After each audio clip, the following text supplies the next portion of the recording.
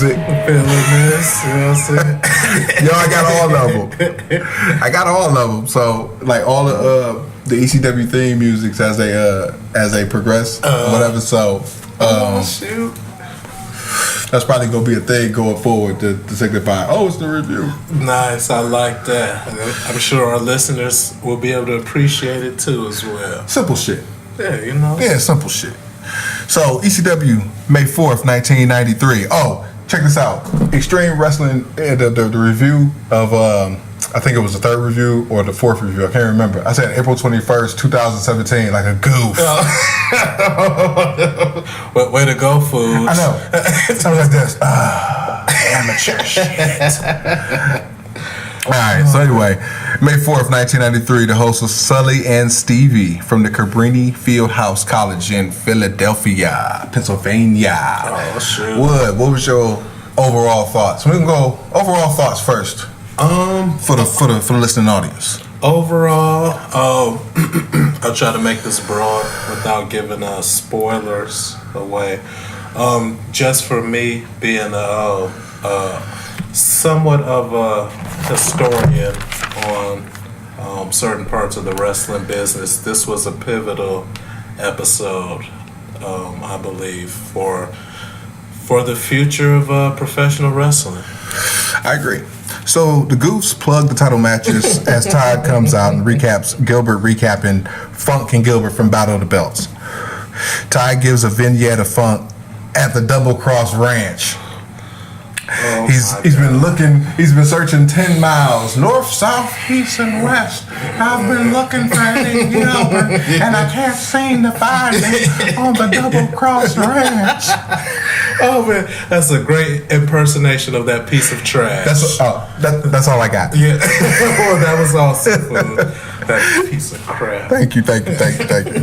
So he's looking for Eddie Gilbert, and then Eddie Gilbert turns up, and he's the horse's ass. Okay, so he talks to the horse's ass as if it's Eddie Gilbert, and he explains to him the rules of the Texas Chain Match Massacre. Yeah. Try to say that 4 times fast, folks, because I kept saying Texas Chainsaw Massacre. Yeah. it's like, which one? One with Dennis Hopper?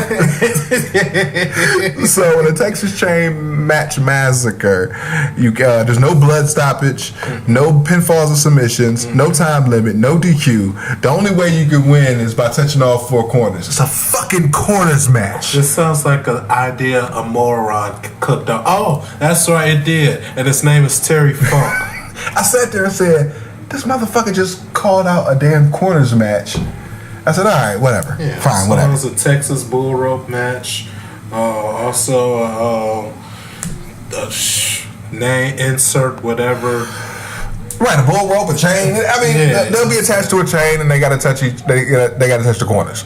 Twizzler 4-corner match. Right, again. So he has Eddie Gilbert. He says, "Do you have anything left to say, Eddie?" And he pulls up the horse's tail, and the horse farts. Yeah. Oh my God. And then Terry does a wacky ending to the promo or whatever like that. Thank you for not repeating that crap. That hot stuff. I don't want to punch my TV. JT Smith and Glenn Osborne versus Magnificent Morocco and Hot Stuff Eddie Gilbert. That's right. Hot Stuff International in the house. What's up, fellas? It did some stuff. I found it hilarious that JT Smith is just being labeled as this young up and comer when eventually he's going to be a singing goof. I don't know. Tag to Morocco for some stuff. Some Hawaiian stuff. It was just like snug heel work. That's all he was doing. He just punched him in the corner and like giving him forearms and stuff like that. Morocco came out he broke out the tape thumb gimmick. He hit him with the Samoan spike, the Asiatic spike, if you want to call it. Whatever it takes. Tag to Osborne. Now all 4 guys come out. Osborne with a tombstone and the usual, but Paul E. dangerously runs in. Say what?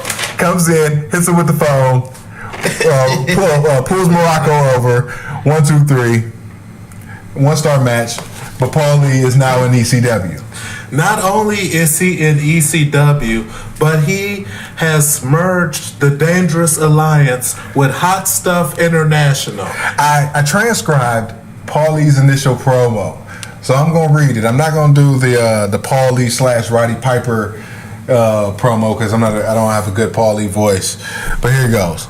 He says, there's a lot of people that want to know what the hell is going on here.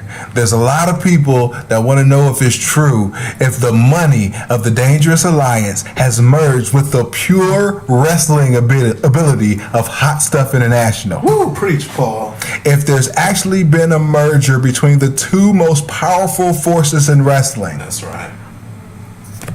Yes. The answer is yes. Come on, somebody. And why? Tell us why, Paul. Why here? Why now? Why not New York or Atlanta, Vegas or Cali? Why not Dallas? Why Philadelphia and ECW? Why take the greatest IC champion of all time, the man who brought credence to the belt? Wow. Why take Snuka from the top of the cage of Madison Square Garden 25 feet? Which was funny because he did it on Morocco. I thought it was hilarious. The splash was on Morocco. We ain't gonna talk about that though. Why take Gilbert? Why take Paul Lee in the ECW? Because we are determined to make Ty Gordon a broke man. Because I don't think anyone in Philly has the guts to see what Don Morocco, Jimmy Snuka, Eddie Gilbert have to offer. I always said, if you're born in Pennsylvania, you're a scumbag. Ladies and gentlemen, Paul Heyman has entered ECW. Now he has to snatch the book from Ty Gordon. And one of the things I say, and it seems like I don't know if it's a true habit of Paul Lee, or it just happens enough that it seems like it's not a coincidence. But Paul seems to be very big on giving away spoilers. So it seemed like right here in this very,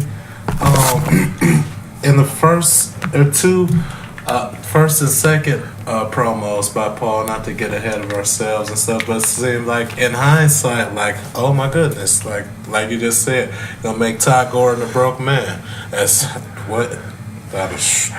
I'm gonna call it, he was speaking words to truth.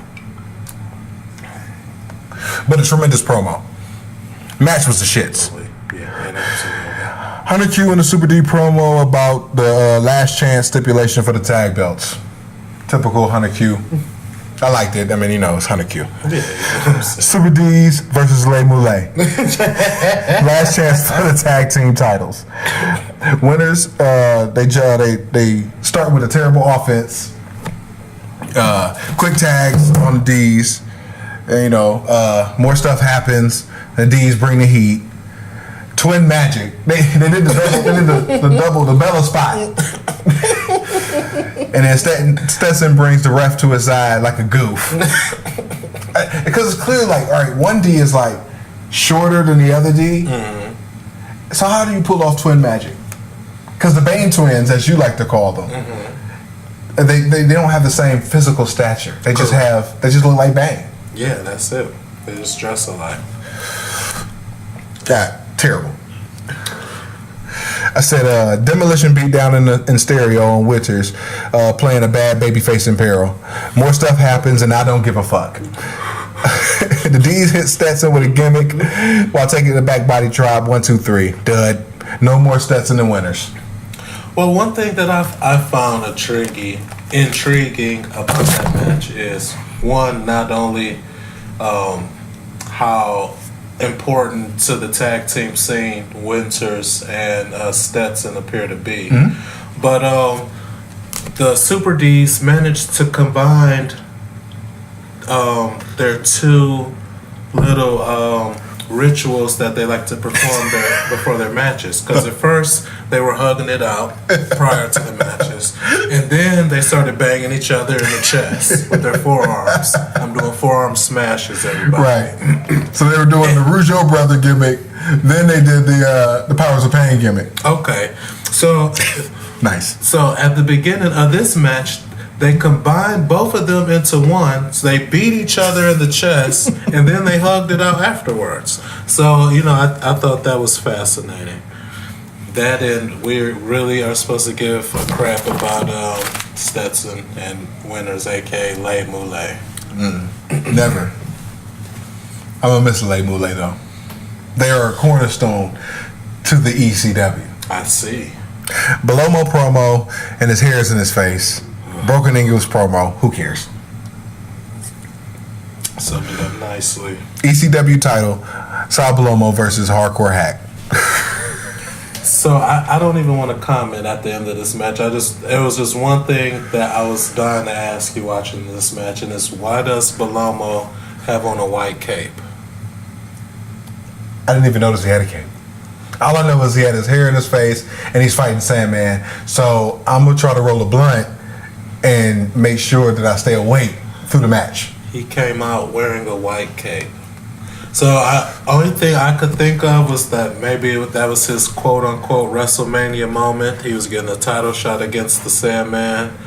And even though it was just a TV taping, but it's like, I'm getting a title shot. I'm about to stunt for the stunt on these hoes, and I'm bringing my white cape out. But since you didn't see it, but yeah, it was very peculiar. I really thought Eddie Gilbert was trolling me from the grave with putting Bellomo and Hack together. Thanks, Eddie. Bellomo is terrible. Hack, and as usual, he's on his way to becoming terrible. If this match reaches a dud, I would eat my hat. Peaches, she's trying to look like a Miss Elizabeth with the gowns, but she's a boy. More or less, yeah. Straight trash. Straight absolute trash. I mean, who would pump semen into her? Like, she had 3 kids with this guy. What? Oh. Like, I don't understand how her hips are childbearing. You know what I'm saying? You would think she would be an at-risk pregnancy for how much of a stick figure she is. Oh, man. This match sucks. It's terrible. Stuff happens. Rear chin lock 2 minutes in. Fuck. God awful. Bellomo powders. I'm dying. Count out win for Hack for -4 stars out of spite. Bellomo rolls back in the ring like a goof. So from what it looked like to me, when after Hack, or as you call him, or Sandman, clotheslines Bellomo outside of the ring, it looked like he was searching for high fives. And then he got to one particular area where, like, wherever he was at, like, he just couldn't get no high five love. And, like, he was just kept hovering his hand out, like, oh, you just gonna leave me hanging? And then I guess he finally gets it, and then he starts heading back. He high fives somebody else, and then he gets counted out. So he's a wild man, folks. I'm like, first just, I always try to look at it from a kayfabe point of view, and then from the storyline point of view, the outside. So on the inside, I'm like, well, getting high five from whoever that fan was more important than the ECW Heavyweight Championship. And then then he gets back in the ring and stuff. Look, like you said, like just like, I got caught it out. Oh, what's going on? So I'm saying, I'm like, how is this dude employed? First of all. And why is he getting a shot at the title if he don't even really give a crap about the title? Then on the outside storyline level, I'm thinking, who thought this was a good idea? Like, who booked this match? Todd Gordon, Larry Winters, Paulie Dangerously. Eddie Gilbert. I'm just saying. I mean, it's got to come together. It's got to come together. Okay. Rock and Rebel promo with Ty Griff from the locker room. Rebel has some terrible shades on and like tinfoil on his ring jacket. I'm sure Raven would be proud. You know what I'm saying? Because he's always like, oh, you gotta have a ring jacket. You know what I'm talking about? But I mean, he looked like he looked like a clown goof. So he looked like a kloof. Anyway, typical heel promo using surfboard puns and surfing puns because he hit Hack with the surfboard. Mm-hmm. And then Tigra. Oh, and then Tigra does the claw to finish the promo. She's like, ah. So now I just called him Tiger Von Erich for the rest of the day. Because she's a tiger, right? Tiger Von Erich. Anyway, she's a hot tiger, though. Right. I still smash. Yeah, don't tell about. I mean, because in '93 I wasn't getting nothing. Neither was I. Hey, real shit. I mean, I'm gonna put you over right here because real shit. '93, you was the only man I know who was getting lap dances in the lunchroom. You know what I'm saying? Oh, that was '93. Yes, fam. I was so jelly from that shit. Yeah, that shit was. Yeah, I was like, yo, who's this motherfucker with this full-grown beard getting lap dances in the lunchroom? And you know, said, fuck out of here! I'm over here with my damn pro wings on, like. What's going on, guys? I hate to say it, but I was literally at the right place at the right time. It did, yo, fam. I looked over like, this is where I'm at right now. This man is getting a lap. I mean, she did like several days in a row too. I was like, I know this motherfucker is just like loving life right now. Yes, it was very spectacular. But yeah, that was definitely. I don't know if any of y'all are familiar with the Wonder Years, but that was one of my Kevin Arnold moments. Definitely, it's one of my favorite TV shows of all time. Oh, mine too. Mm-hmm. Shout out to Winnie Cooper wherever you at. There's an updated version of the Wonder Years. It's called The Goldbergs. Have you ever watched it? I have. I've seen a couple. I've seen the pilot and like 2 or 3 more after that. It's definitely a more comedic take of the Wonder Years, but it's set in the 80s. You know, I've seen the pilot, but yeah, it's hilarious. It's hilarious. Yeah, I enjoy it. Oh, it's hilarious. It's on its 4th season. It's hilarious. I think it's on Hulu too. Yeah, definitely. Definitely. Shout out. I would definitely plug the Goldbergs. That's definitely a good show. Ernesto Benefico versus Rockin' Rebel with Tiger Von Erich. Yo, did you see how skinny wimp? He was a skinny wimp. Yeah, he was. Well, Rebel was like 7'11". He looked like a. You're talking about Ernesto, right? Yeah, I'm just saying. Ernesto was he was like 5 foot negative. He looked like Peter Parker without the spider powers. Oh, crazy. And Hispanic. No, who's the Spanish Spider-Man? Miles Morales. Yeah. He's black and he's black and tan. Black and tan. Yeah. All right. Rebel jaw jack into the fans. Single leg takedown, and then a slap, power slam, and a stomp. Suplex and an elbow drop. Tiger Von Erich he misses and then a Tiger Von Erich shot to her. It was a complete squash. Right. So I put every move. The Wimp misses 2 drop kicks, another slam. Rebel picks him up for the spine buster finish. Complete squash for the 1-star match. Yeah, I put Rockin' Rebel squashes. So I was listening to you put all the moves in and stuff, and it sounded way more exciting than the actual match that I watched. Yo, I was like, wait a minute. Yo, this is how dope. Yeah, you know what I'm saying? Like, I thought I watched that match. It was, dang, Rockin' Rebel squash. Wait a minute. Need to rewatch that. Yeah, you know. No. I was half asleep. I was just entertaining myself at this point. Todd and Sully with a 100Q promo at ringside. Todd explains Stetson. Todd explains that Lay Moulet will pull up their hair for another shot at the titles. Yes.